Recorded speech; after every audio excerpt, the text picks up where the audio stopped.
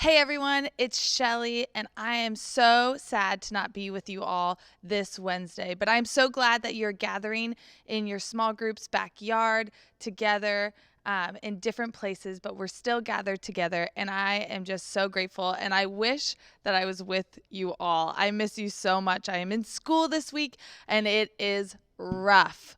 But I'm praying for you tonight, and I am just so glad that we can still gather in other ways. And your small group leaders are incredible. So I'm excited for you to have a sweet, sweet night with them tonight.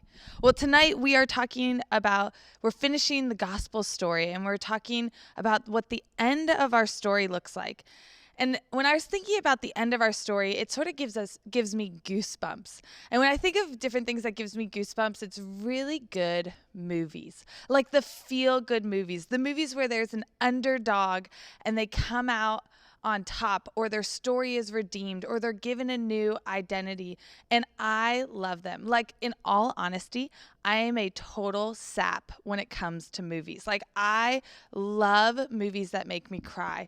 And usually I'm crying because I'm so rooting for that person. And when I hear the hard part of their story, I'm just like, I want that to be redeemed or healed. And then when it happens, I get all the goosebumps. And some of my favorite movies are Remember the Titans, We Bought a Zoo, Greatest Showman, Onward, which just came out over quarantine, early quarantine. And it's so good if you haven't seen it. And then another one of my favorites from childhood is Harry Potter. Now, that's totally different than the other movies, but all of them inspire you. Each of these movies inspire you to live into and embrace a new story. There's an underdog, or there's someone who is wrestling in their life, and a new story comes along and they get a new perspective, a new identity, and a new life. And I always get goosebumps in those movies. Well, and tonight I want to talk a little bit about my favorite childhood movie, which is Harry Potter. And I recently have bought all the movies because I was like, what the heck? I'm going to buy them all on iTunes. And I did. And I have been sitting and watching them. And the first movie is probably one of my favorite. It is so classic of a movie, and it is so good. But I really love it because I think that Harry Potter's story is a little bit like our story. Now, we're not wizards or witches or anything like that, but his storyline and what he's wrestling with and how he gets a new story and new identity, I think is part of the story like us. And it's a story of adoption. It's an adoption story. See, the story of Harry Potter starts out where he's part of a wizard family, and then evil comes in and he's separated from his original family. His parents die, and then he has to live with his aunt and uncle who are not wizards, and he feels totally lost. He feels abandoned, and he feels like he just doesn't fit in. And he feels like, man, the world just doesn't feel fair at all. And he's wondering if this is all it could be. And then there comes a day when Harry receives this letter. And he receives the letter once, and they try to throw it away and take it away from him, his aunt and uncle. But the letters keep coming, and the invitation keeps coming for him to be a part of a bigger family that knows him and is inviting him in so he can know what his true purpose and value is. And this is the invitation to Hogwarts. This is the letter that comes that invites him to go, you are actually this, and you are invited to be a part of it. And when he says yes to the invitation to Hogwarts, all of a sudden Harry is surrounded by a community that would help him in the adventures and hardships that are to come. Now, I think this letter moment in the first movie is such a goosebump moment. It's a moment where you get the bumps rising up on your skin, and you're like, oh, it's so sweet, because you realize, man, Harry is now invited to his home, his true home in the story. And I think you get goosebumps because it kind of hints at our own story, the bigger story that we're a part of, what we've been talking about the last couple weeks, about how, man, there's more to our story, and sometimes we don't feel like everything in this world is as it should be, or fair, or right. And we want there to be a bigger story. We want there to be a new one for us to engage with. because we were created for something good. We were created for something great, but evil has gotten in the way. Sin, like we talked about, has gotten in the way, and we're stuck wondering, is this it? And the last couple weeks we talked about, man, what's God's dream for us? And then we talked about how everyone sins, and so we have this sin issue. And this week I want to talk about this story of adoption. And when I have been watching Harry Potter, I just think of this verse in Galatians that reminds me of what it means to have this new family, to be adopted into it. Galatians 4:4-5 says, "But when the right time came, God sent his son, born of a woman, subject to the law. God sent him to buy freedom for us who were slaves to the law, so that he could adopt us as his very own children." I love that. So he could adopt us as his very own children. And before I really dive more into this verse, I want us to understand what adoption is. And I think we have some sort of idea. We have friends, maybe you've been adopted, or you've had friends who are adopted, or maybe on like an even smaller level, you've adopted an animal. And so on some level, different degrees, you may understand this idea of adoption. And adoption, the most common way that we understand it is when a child moves permanently from one family to another.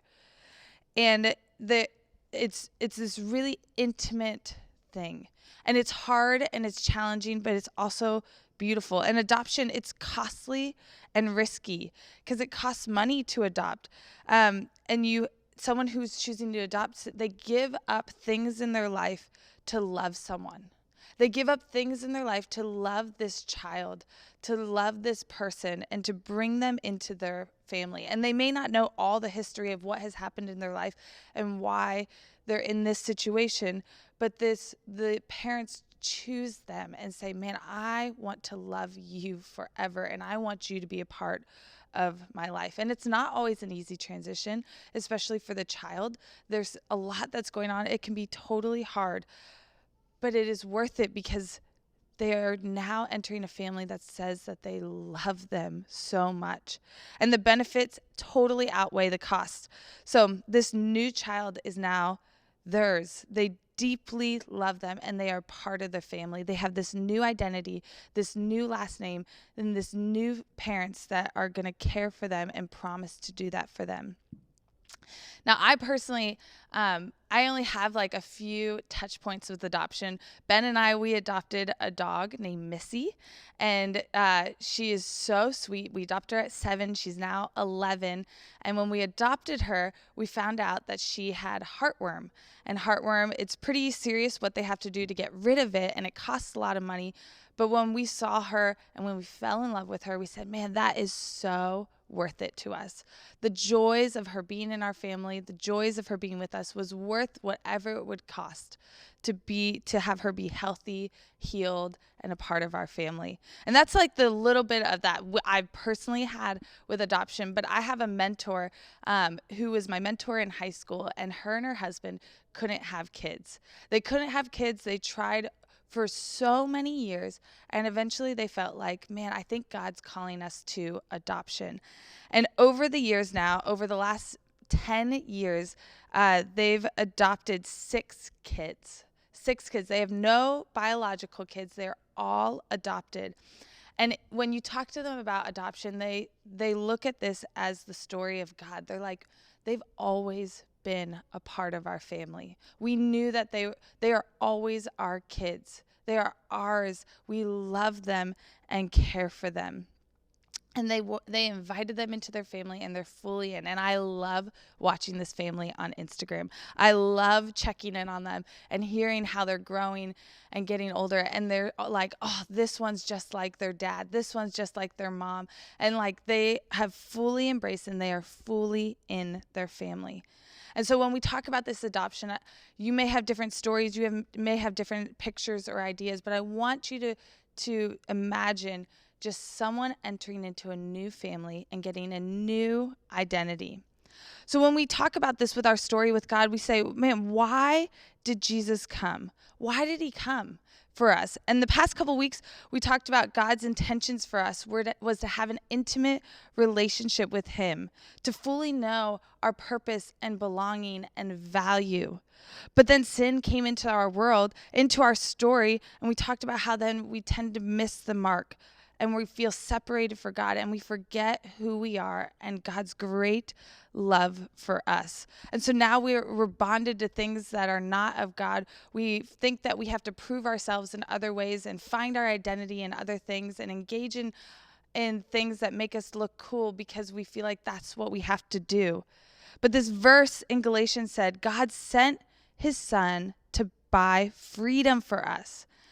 So it's for our freedom that Jesus died. He paid the cost of our sin in order for us to be adopted. And it was costly to buy our freedom. It was a costly thing. Jesus died on the cross, and it was out of such great love for you that he did that. He did it so much out of you so you can know, man, you are invited into this family. I'm going to take that cost and I'm going to pay it so you can be a part of this family. And when I think of my mentor who has adopted the 6 kids, it cost them a lot to do that. It cost them money. It cost them time. They had to travel most of the kids, they had to travel from Pennsylvania all the way down to Florida. And they had to go and they spent time and weeks there, and it cost them different things. But for them, it was totally worth it. It was totally worth it because they were already in love with this child that was going to be theirs, that they wanted to invite into their family. And so Jesus came in and adopted us into his family and said it was totally worth it. Totally worth it to him. Because in John 3:16 it says, for God so loved the world that he gave his one and only son to us. He gave him up for us. And it's worth it, the cost of that, for you to know that you are invited to be a part of God's family. So what does it mean then to be adopted by God? With Harry Potter, things fundamentally changed when he was adopted into the new family. Things changed. All of a sudden, his identity, who he was, what he was able to do, changed. And the same is true with our story. When we are invited into the family of God, when God paid the cost, he wanted us to be invited to be his sons and daughters and adopted into a new way to live. And so adoption creates a new restored relationship. We now can begin to more and more understand our value, that we are made in the image of God, that we are now sons and daughters of God with full rights, responsibilities, purpose. And then you gain the inheritance of being in that relationship with God forever and ever and ever. And you get to know your purpose on such a deeper level of how you can engage in this world that's hurting and broken and be a part of the loving ways that God wants to heal this world. And you get to be a part of that family business of loving this world. And so everything for me, when I said yes to this invitation to be adopted into to Jesus's family, to God's family, is everything changed for me. My view of myself, my view of this world, and what I was called to do changed. But it still takes time, and slowly but surely. So here's my invitation to you tonight. Harry Potter received that letter, and he had a choice to either say yes to it or no to it. And so many emotions with that new life that he was about to begin. He knew there would be adventure and friendship and hardship and pain.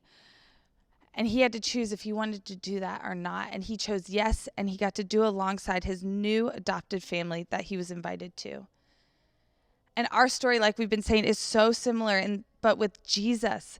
And Jesus came on this earth to adopt us into his family, and each and every one of us are invited.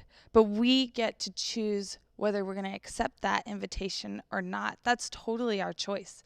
Each of us individually, no pressure of if you want to go and participate and say yes to this new family, new identity, and figure out what that looks like in this new story. And it can seem exciting at first or nerve-wracking at first, but man, it is totally worth it. And every single one of you is included in this invitation. There is no exclusion. You are invited by God to be a part of his family. And here at Yard, we want you to be able to know that more and more. And we want to walk alongside you of, man, what does this look like? When you say yes to this invitation, how does your life change daily? It's not just a once and done thing. It is a daily thing. And we want to help you with that. And so I hope today you could sit with that question, man, have I really said yes to being a part of God's family? Have I really decided I want something new, a new story? I see it throughout movies, things that change in a new story. Am I really ready to do that? And I hope you say yes, and I'll walk alongside you either way.